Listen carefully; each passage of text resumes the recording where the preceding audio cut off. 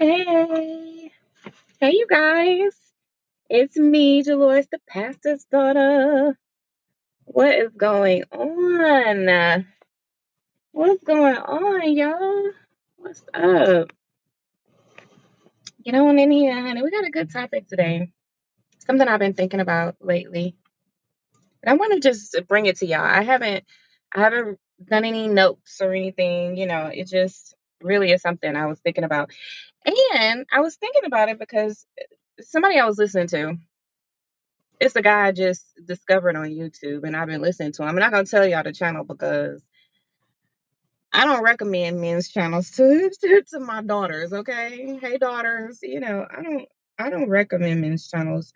So I watch it myself, and then I just come back to y'all and let y'all know what y'all need to know. Okay, I come back and give y'all the tea. Okay, but y'all ain't gotta go over there and watch it, y'all, because I know how to filter.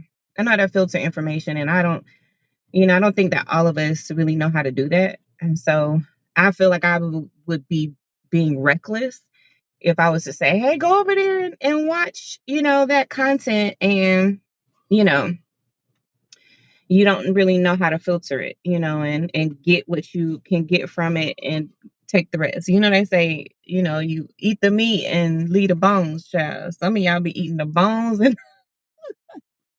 and the wrapper it came in and everything, child, because y'all don't know how to filter it. So that's okay though. We'll learn. We'll learn how to do that. We're gonna learn that together. Um, no big deal. But yeah, I was just kind of thinking about this, kind of like this topic, the lost art of being a lady.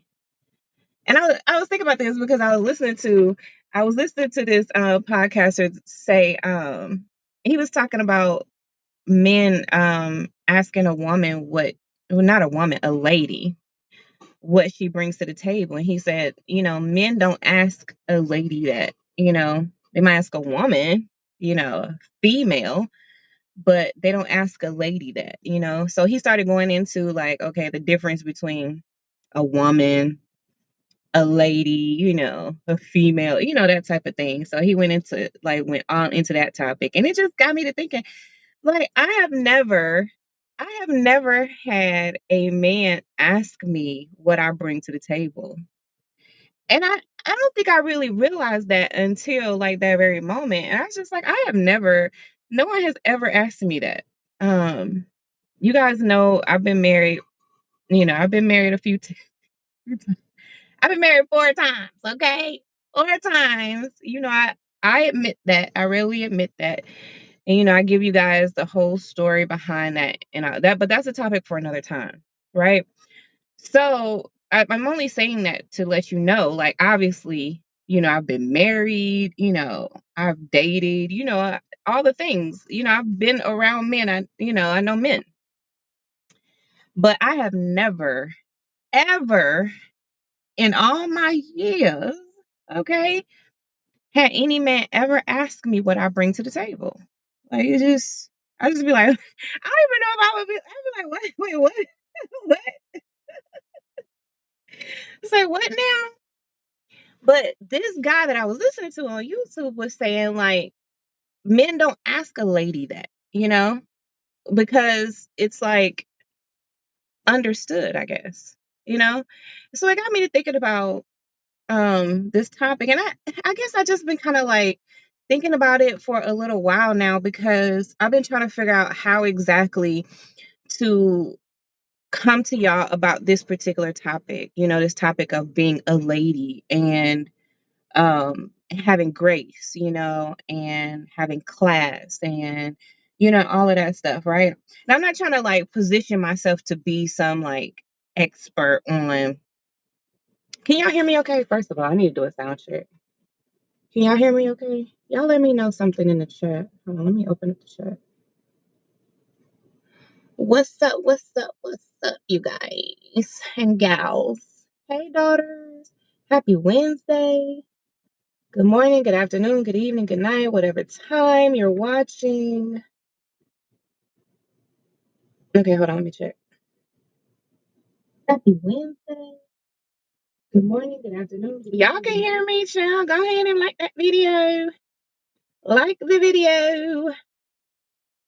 When you come in the room, speak, child. Y'all know what y'all been taught. Well, some of us ain't been taught, okay? Here, when you come into the room, speak, okay? Like that's just the polite thing to do. So what's up? Hey y'all. Okay, so anyway, like I was saying, I was thinking about this, and I don't want to like position myself to be like this, like, you know what I'm saying, the expert on being a lady or anything like that. Um but I have, had times, where men have, including, my family members, have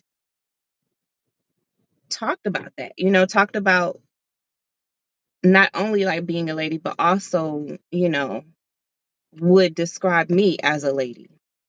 And so, hey, beautiful. Hey, Pam. So I wanted to kind of bring that because I don't really see that, right? And y'all know I'm all in these streets. Like I keep my ear to the ground, okay? Like I be knowing what's going on, okay? So like I watch a lot of different channels. I watch watch a lot of women um content creators and stuff like that, life coaches, all the whole nine yards, right? And I see a lot of people talk about like, okay, relationships and how to get a man and all of this stuff. And I think that, for the most part, we might be missing a lot when it comes to that, right? And I think it's because we don't really go back to the basics, to the very, very basics with it.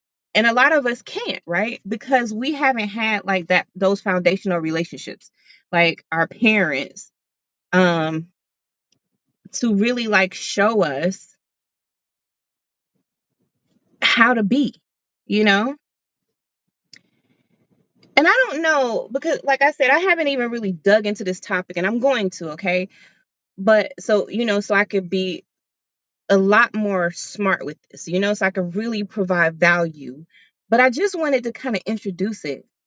And the reason is because let me show y'all this. Hold on. So this is my second book that I'm currently editing. Okay. This is the one I decided would be the second book to be released in my memoir series. And it's called The Pastor's Daughter Objectified. Okay. Where the first one is called The Pastor's, hold on, let me show y'all. Oh god. The first one is The Pastor's Daughter Provoked, right? So this book, I talk about spiritual abuse, right? And how I discerned spiritual abuse from my father. And there are, when I did my research on this, there were 13 spiritual abuse tactics that have been identified by other people who were doing research in the area of spiritual abuse, right? So I felt like based on my experience and based on my observation and based on, my research, that there was like a missing tactic, right? And I wouldn't necessarily say it's missing because, I mean, you know, who really knows until you know, right? Until you've experienced it and you've witnessed it and you researched it and you say, okay, there's an aspect of this whole thing that's missing. And so what I discovered was that it was objectification that was missing. And so I added that. And I talk about that in my book, how I added objectification, right? So I have contributed based on my experience, my observation, and my research and my education that objectification is a key part of spiritual abuse that we haven't really dug into that much. Okay. So I took that tactic, and I took all of my work on The Pastor's Daughter Provoked and all of my experience in education, all of my research. And right now I'm getting a certification in religious trauma, right? So I'm very serious about this topic, right? I'm so serious that I'm investing money and time and effort, all of those things to make sure that I am very educated in this, right? So that's what I'm providing in the next book that I'm working on. 38 years for, ooh, honey. Yes, honey. Yes, yes, yes, yes. You need to get the book, boo. Um, and so that's why this book, this next version or this next volume in my memoir series has to be the daughter, the objectified daughter. Okay. So we're gonna be doing a whole series about the objectified daughter. But I wanted to kind of like introduce it or kind of tease it a little bit based on this concept of being a lady, right? Because that is an art, a missing thing amongst us women, right? Amongst like even bringing up our daughters. And you guys, I ain't had no daughter. I'm still a little sad about that. You know what I'm saying? Still a little sad. It's like Jesus. You gave all these people these daughters who shouldn't be having daughters. You ain't give me one. Oh God. Anyway, I'm over it. So anyway, I didn't have any daughters, but I am very, very passionate about daughters. I feel like I have daughters everywhere, like I have my nieces, and my friends' kids, my friends' daughters and stuff like that. So, I have a way of kind of like giving, I feel like I had so much to give to a daughter, but I think at least this is my consolation is that okay, I didn't have a daughter because I needed to share this knowledge amongst all daughters, many daughters, as many daughters as will hear me. And so that's the perspective that I want to come from, um not necessarily that I want you guys to see me as a mother figure. That's not what I'm saying. But what I'm saying is that if we could go back to the basics of realizing that we are all daughters, and even when we become mothers, we are still daughters. And if we think of ourselves in that way, and we encourage the world at large to think of women, girls, females as daughters, then the violence that is committed against us will decrease. The dehumanization that is happening to women in real time will decrease. We'll be able to raise awareness of these things. What my main concern is the violence against women and girls. And I think a large part of that comes from the fact that we don't see ourselves as daughters. We don't see ourselves like back to the very basics of things, right? Because one thing that most people, and it doesn't matter what culture you come from, what is most common is that people care about their kids, right? Now, we all know that not everybody does, but the majority of people do. And that's a place where we can always connect. And there is just nothing more special than a daughter. And if we can get people to realize, that we are daughters, but we are not daughters for the sense for the benefit of ownership or being objectified, right? To use our daughters to either live out our, years that we regret, or, to be like little trophies for us or be like figures for us or anything like that, right? But really with the sense, the essence that I am raising someone who will produce, and when I'm raising someone who will produce, right? Because we can see if we have babies, we reproduce, right? If we think of it that way, then you think, okay, well, what seed am I planting in my daughter? And that seed, whatever seed that is that I'm planting, will produce fruit generation and generation and generation and generation. And I think that when a lot of people, especially men, when they blame women for, or blame females, blame us for things that are happening, I think that we need to take responsibility.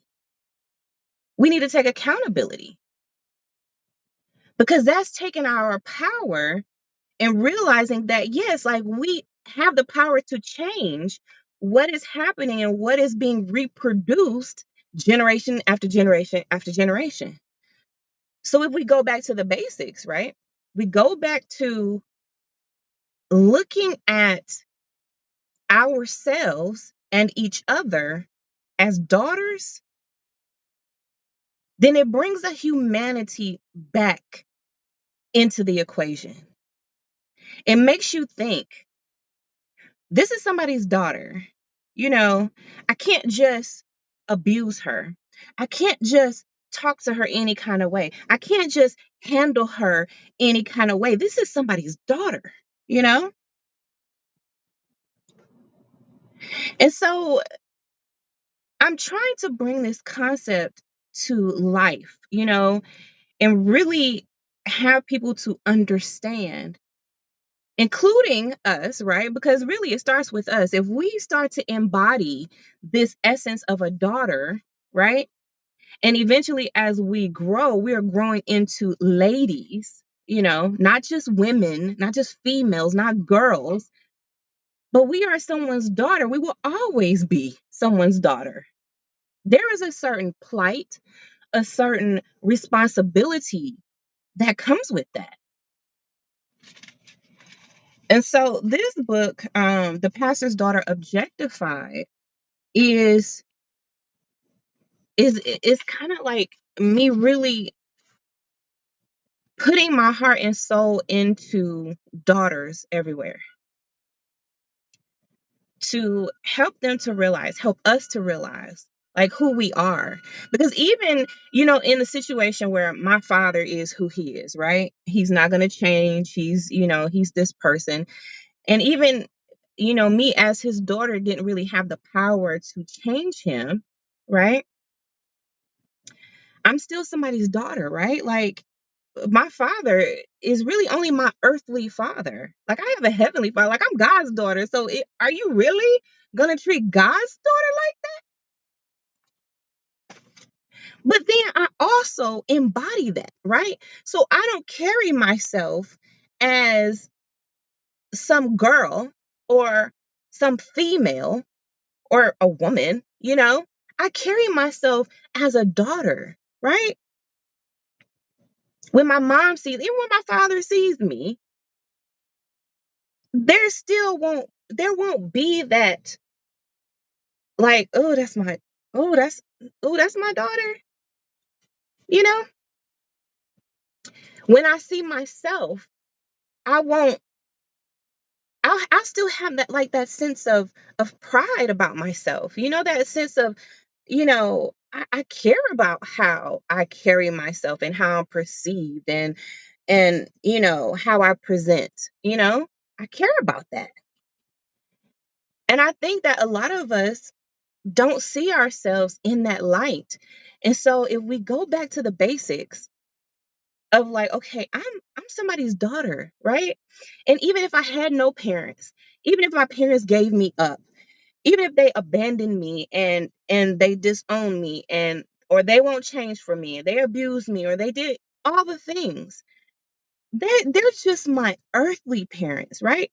But I am God's daughter. I'm a divine daughter. And, like, I'm gonna carry myself as such. And not only that, but I will be treated as such. But because I carry myself as such, I'm just automatically gonna be treated as such. That's just how that works. I don't think there's been, experiences that I've had where, I felt like, maybe I've been disrespected, or, because, there's always going to be a fool out there. It's always going to be a clown out there. It's going to always be a dummy out there. You know what I'm saying? But for the most part, I haven't experienced a lot of the things that I see other daughters experience. I just haven't. No man has ever asked me what I bring to the table. You know? Like, that's weird to me. That is weird to me. Because if you don't see me, okay, and know what I bring, then there's something wrong with how I'm presenting myself. There is something wrong with how I carry myself. Do y'all feel me on that? Thank you. Thank you, Sister Pam. Daughter of the Most High God. You see, you feel me? Why do these bots always get on here? That's what be crazy to me. These bots get on here, y'all. And they be wanting to act up. And I got to go to blocking. Y'all, if y'all ever see any of these comments on my page with links and stuff like that, please do not click on that. Because that's like those scam and stuff like that, you know. So please do not click on that.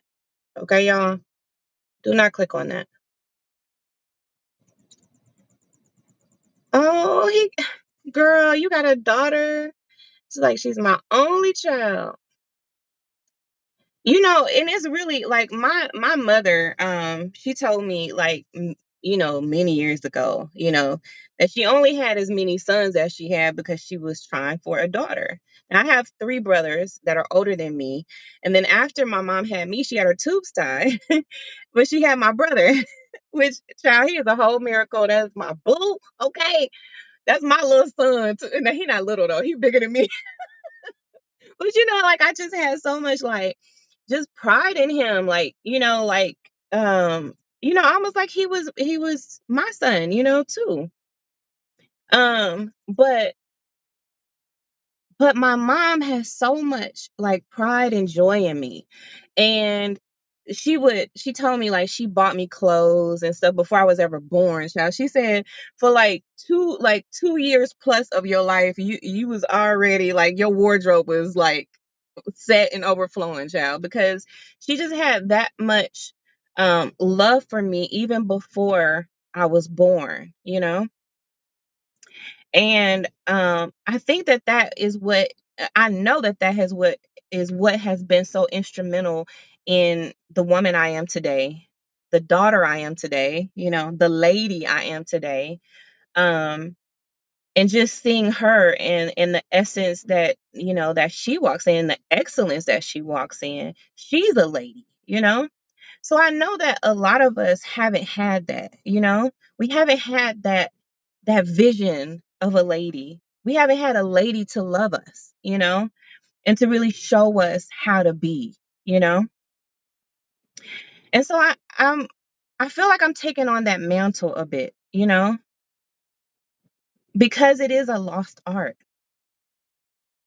And even though like my way of being is celebrated even among women, amongst other daughters, um I don't think we talk about it enough, and we don't demonstrate it enough for other daughters to be able to emulate the essence of being a lady, the art of being a lady.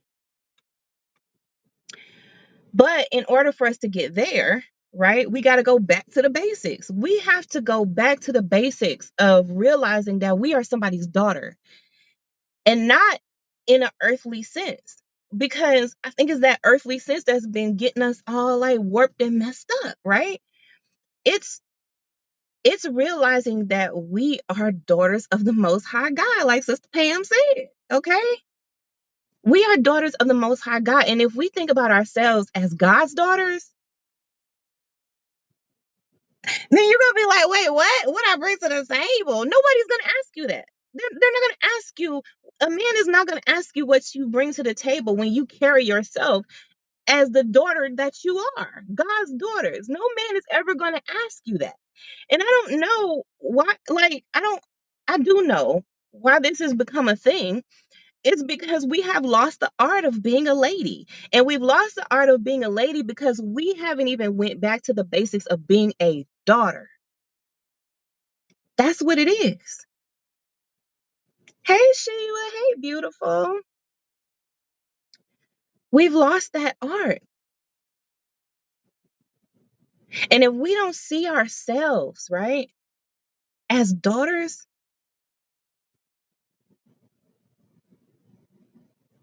how do we expect anybody else to? And you know what, y'all, like, I mean, granted, men say things, right? Not to me, but they say things and I hear it. Um, but we have said things, right, as women, I'm just going to say as women, we've said things about ourselves. Like we've cut ourselves down, right? We don't see ourselves as God's daughters. And I think that's been like the most disheartening thing. And that's why I feel so strongly about taking on this, taking on this responsibility and this calling, it's really a pleasure. When I think about it, it's really a pleasure. It's my pleasure um, to show this side.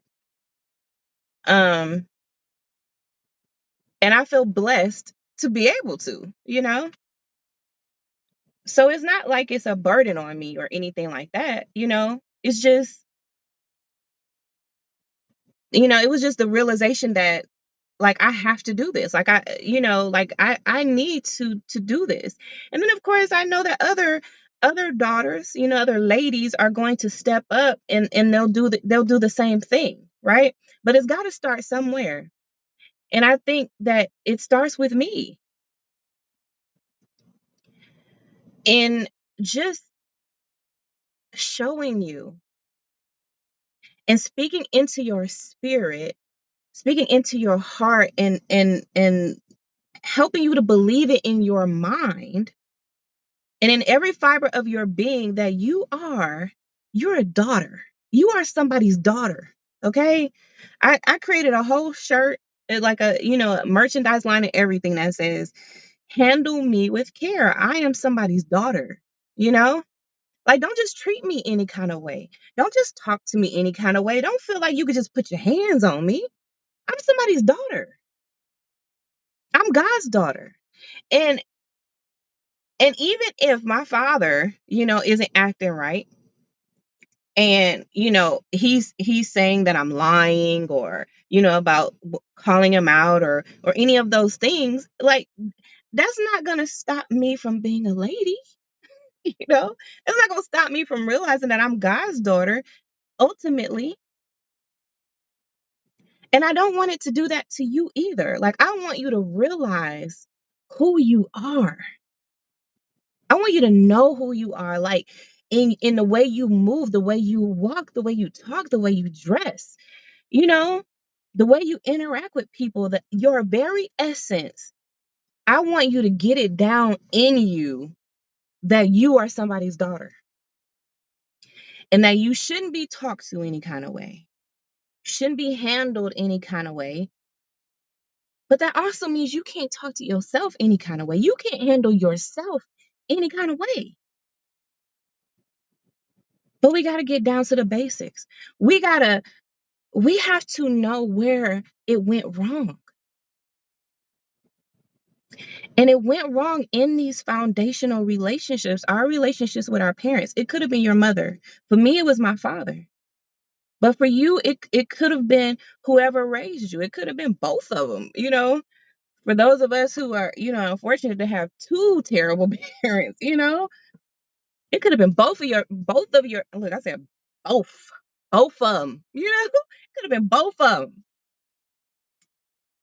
But now you have a sister, you have another daughter in me that can really help you to understand and really grasp this essence of being a daughter first and foremost, right?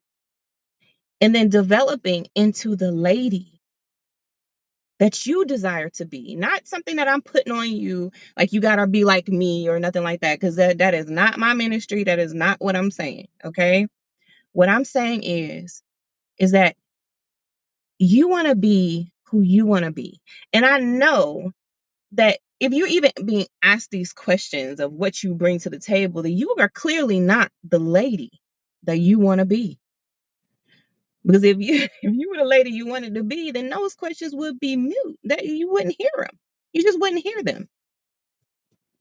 It just wouldn't happen. Just wouldn't ask that because it'd be clear. It will be clear in the very essence of who you are before you even open your mouth. It will be clear who you are and what you bring and what you add and not your usefulness, okay? Because we're not talking about your usefulness as a lady. No, this is your value. And value, honey. Ooh, child. To be valuable. Now that's a whole other. Ooh, child. That's a whole other. To be the answer to someone's prayers. That's value, honey.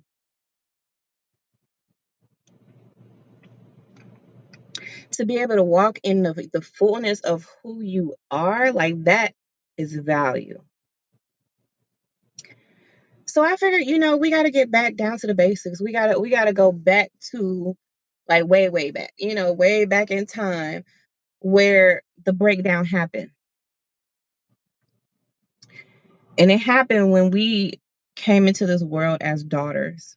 There was a disconnect that happened where we either lost sight or didn't have sight to see and to know who we truly are.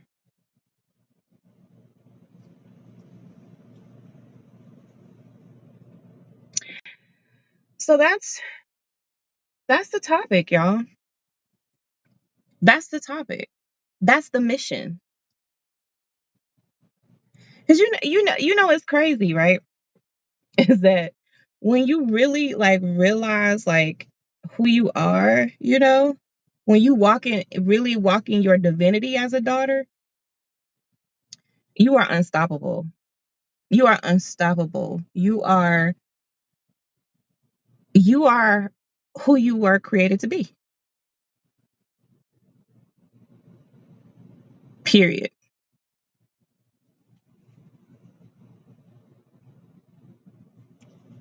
What y'all got to say about that? What do y'all have to say about that? And y'all, this YouTuber was so funny. Like he has me cracking up. But I'm telling you, I'm not gonna tell you who he is because I don't want y'all going over there. I don't want you going over there because it's a lot of content that's garbage. And I told you, like, a lot of us do not know how to filter things out, right? We'll like some of us we got the broke clock syndrome. Okay. We think, okay, because this person was right a couple times, then that means that they're right. And that's not the case. No, just because this person, there's a couple of nuggets that you could take away does not mean you need to consume the whole meal. And I really feel like this person is toxic. So I'm not going to recommend, to go listen to this person. I never recommend that any of the daughters on my channel go and watch any male channel because I think that we need to really like seriously filter out the men that we listen to. Because unless you are really walking in your divinity as a daughter, most of the content that you are seeing out there as far as like male life coaches, pastors, um these so-called call themselves some type of title, bishops, whatever they are, that's on social media telling you stuff, you don't know how to filter that out. Just like, I don't think that Kevin Samuels was saying everything wrong. He said some right things, right? But because you don't know how to filter it out, you were taking everything that he was giving and you were taking on that toxicity. And a lot of that is because our discernment is off. We haven't activated our gift because all of us have it. We were born with discernment. God gave us that. Um, but a lot of us have not activated. We haven't activated. We don't use it. That muscle isn't atrophy. It is not. It is a weak muscle that we have, and it's not working for us. Our discernment is not working for us. So a lot of that is because we really failed to activate and we failed to exercise that muscle of discernment. And I'm going to help you with that too. I've designed several courses on discernment. I have been working hard behind the scenes. I've been working real hard. Now, I have to admit, y'all, I am a one woman show here, right? I'm a one woman show. So, it takes me a while to get stuff out to y'all because I'm doing it myself and I have health issues. You guys know I have fibromyalgia, I have lupus. And so, I can't do everything my mind wants me to do. You know what I'm saying? Everything my mind be like, oh yeah, I could do that. Child, I can't. My body is gonna be like, yeah, no. And even now I'm tired, but I'm drinking a good old chai latte. You guys know, if you're on my Facebook, if you're not on my Facebook, go over there and find me on Facebook, Delores Michelle Peters. Um, and like my Facebook page too. I have some of the same content, but I have some different stuff on my YouTube page because that's where I can post more long form content. You can go over there and watch the case of the religious narcissist. You can catch episodes of my audio book and a lot of other content. I've done reviews on other content creators. Princella, the Queen Maker, I've done reviews on her stuff, which I'm going to do some more reviews on her stuff because there's a lot of her message that I want to echo. I want to echo it in my voice because I know that sometimes it's hard for people to hear her based on how she talks. She cusses and all of that stuff. And I know that, I have a lot of Christians who follow me, obviously, because I was heavily involved in my father's church. So I have a lot of people that I knew through church and, through ministry stuff, right? So, um, I always want to be sensitive to that. And, I don't want to like recommend, well, not recommend, but I don't want to send y'all over to places where I know you'll be offended, and you won't be able to hear the message because you're too busy being offended. You know what I'm saying? When, I can just give you the content in a different way, and just say it in a way where you can actually hear it and take it in. Um, and that's no dig on her, because she has her way, but I also have my way. And the message itself is what needs to be spread. So, I'll do that. I'll do that for you guys. Um, but like I was saying, you guys, I haven't, you know, did any real notes about this.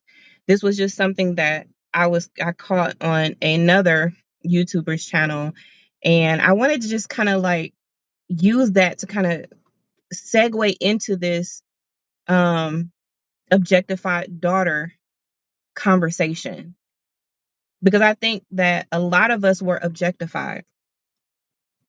And because we were objectified, and we'll talk about what objectified means and how that all plays out. This is not the video for that. But because we were objectified, we don't really know who we are. We've been living in the image of other people or the persona that someone gave us. Just like me, you guys, and even now I call myself the pastor's daughter because I need you guys to know that that's the persona that was given to me at birth. I don't know who I am, or I didn't. I do now, but I didn't know who I was beyond being the pastor's daughter. And even though I had done all these things, I went to the military, I became a captain, I retired, you know, um, I've got 3 degrees, actually 4 degrees, but we don't count one. It was a certificate. 3 formal degrees. And and just done all the things. I'm a mom, I'm a wife, I'm all these things. But the persona and the image that I was born into was the pastor's daughter. And when I left the church in 2019, August of 2019, I was just trying to figure out, okay, well, who am I? You know, if I feel like, and I know that my father has been this whole thing, this whole persona that he's put on has been a facade. He's not a pastor, you know, but that's the mask that he's been wearing my entire life. So when I left the church, I was like, well, who am I? Who am I now? If I'm not if I'm not the pastor's daughter, if he's fake, am I fake? You know? And I think that, a lot of us go through this identity crisis of just trying to figure out like who we are, Who are we when our parents abandoned us? Who are we when our parents abused us and told us that they didn't want us? Who are we, when we've been abused by the very people who created us? Who am I? What does that mean for me? What does that mean for me as a daughter? And so I had to discover who I was by knowing who I was and figuring out who I was in God, right? Like, who is the daughter that God created me to be? Because the one that my father created me to be was a facade. It wasn't real. Like, I don't know who I am if my father's been this fake pastor my entire life, you know? And I think that that's what's going on with a lot of us is we just don't know who we are because our foundational relationships were had us all kind of discombobulated, distorted, disillusioned, and just not knowing who we are. So that's why I'm committed to doing this, to really helping daughters to realize who they are in God and their divinity, and how to really walk in that purpose. I didn't always know. And so I figured like if I went through this, then surely, other daughters are going through this too. And maybe, just maybe, we can form a community of daughters who are not sitting up here trauma bonding with each other and talking about, oh, our parents this and our parents that. No, like we talk about that. Yeah. But we are also moving forward in discovering, discerning, okay? Because that's really what it is. It's all about discernment, discerning who we are in God, right? And so that's what this book, this is my next book in the series. And you see right there, what is that on the cover? It's a toaster. It's a toaster. Why I put a toaster on the cover? And it's really good when you're writing a book. This is not an official book, right? Like not like this is already done. But it's always good to put an image on your work even before you're done with it. So that gives you an idea of what you're trying to convey. And what I'm trying to convey is that some of us have been operating in our toaster energy. We're no better, no more useful, no more valuable than a toaster. Are you a toaster, sis? I'm not a toaster, okay? I'm capable of much more than toasting some bread, okay? What people do with a toaster? Some people don't even leave it on their counter. I leave mine on the counter because my husband like to leave it out. Okay, okay. Sometimes you gotta give and take in a marriage. Okay, you gotta compromise. But I don't even like leaving the toaster out. But he does. So we leave the toaster out. Some people don't even leave their toasters out. They put that thing away until they need it. Until until its usefulness. And then they use it. And what do? Nobody has ever, I've never seen anybody be like, oh my God, this toaster. This is my precious toaster. I have this is my precious toaster. You know what I'm saying? This is the best toaster I've ever had. God gave me this toaster. You know what I'm saying? This toaster is divine. No. But we've been walking in some toaster energy. Toaster energy. I just made that up. We've been walking in toaster energy, y'all. Where we see ourselves as like, if we're not being useful, then what who are we? Who are we? No, sis. You're valuable. Not just useful. I mean, we're useful too, honey, okay? Because don't get it twisted. But we are valuable. And until now, your value hadn't even been realized. You don't even know your value. And we are expecting to go into relationships, okay? And someone asking us what we bring to the table. Because you don't even know your value. If you knew your value, you wouldn't even accept that question.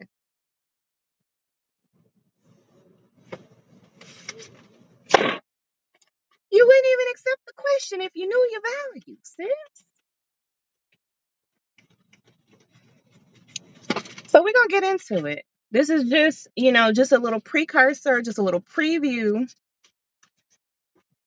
of the objectified daughter. It's like it's a syndrome. The objectified daughter syndrome. I just made that up too. Y'all, my eye is so irritated. So I had corrective eye surgery. It's called PRK. Don't ask me what that stands for, child. It's a long name. Anyway, so I had PRK back in 2010 when I was in the military. And y'all actually have better than perfect vision. It's like, what is it? 2020 is good. And I have like 2015, which is like sharp. It's like real good. But it's only 2015 when I'm doing an eye exam. When they got the lights low and they're doing all the things.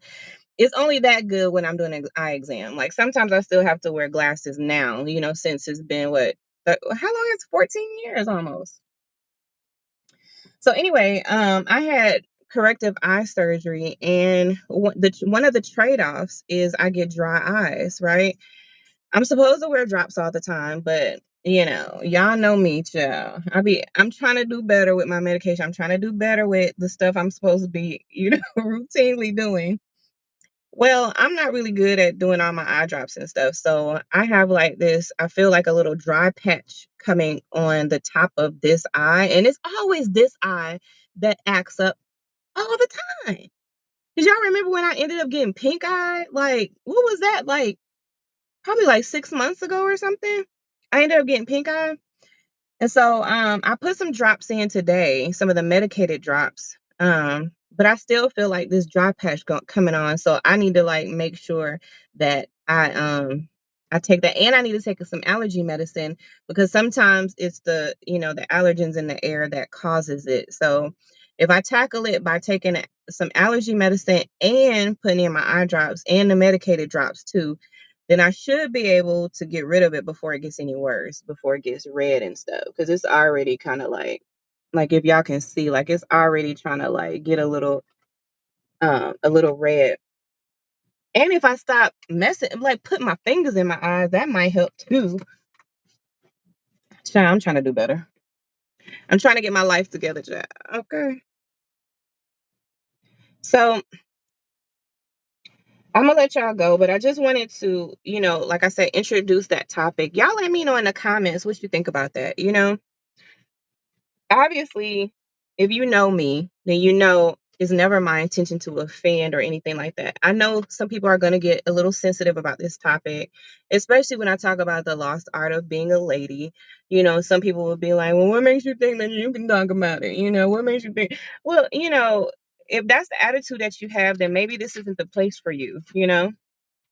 But if you feel like, and you feel it in your spirit, and your discernment is kicking in, realize that I'm coming from a place of love, and I'm coming from a place of really just being a girl's girl and just wanting to pour into other daughters, then you'll realize that, I never want to offend. And especially if I do offend, and y'all please tell me, okay? Because like, I mean, that's something I want to work on because I don't want to, I don't want to say anything that's going to offend my sisters. You know what I'm saying? I ain't trying to offend my sisters. So, like, that's never going to be, that's never going to be my heart, child. Okay, first of all, before we go, let's just take in the hair for a sec. Let's give her a moment. Okay. Okay. Micro locks. I'm getting a retie next week, y'all. Cause the hair is growing, honey. The hair is growing and thriving, and she has a whole vibe of her own. Should I name my hair? Do y'all name y'all hair? Should I name her? One of my sorority sisters names her hair. She names her hair, y'all. So should I name it? And if I should name my hair, what should I name her? Okay. What should I name her? Cause she's thriving. She she ain't scratching and surviving, honey. She thriving. But anyway, so I love y'all, and I guess I will just see y'all a little bit later when I'm gonna do some. I need to do some editing. I got another meeting tonight.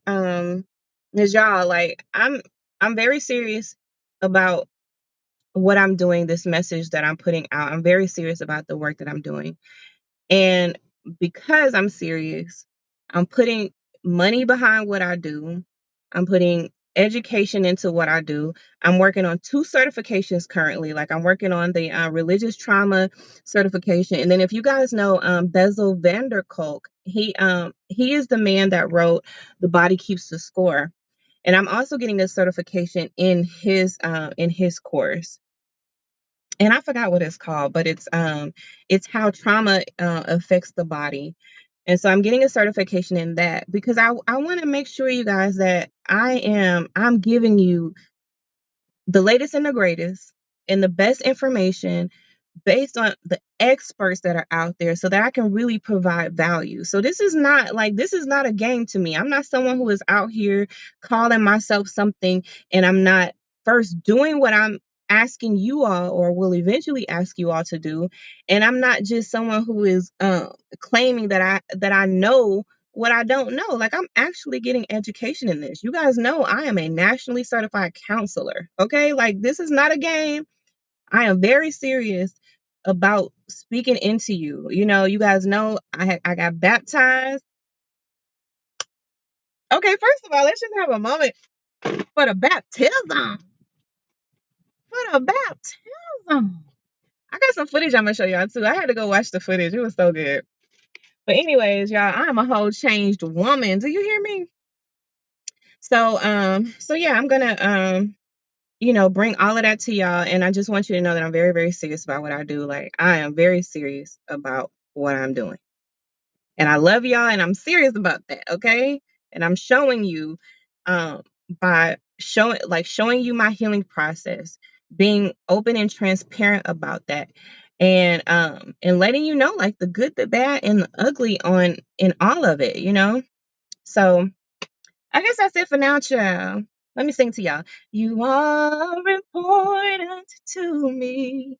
I need you to survive. I love y'all.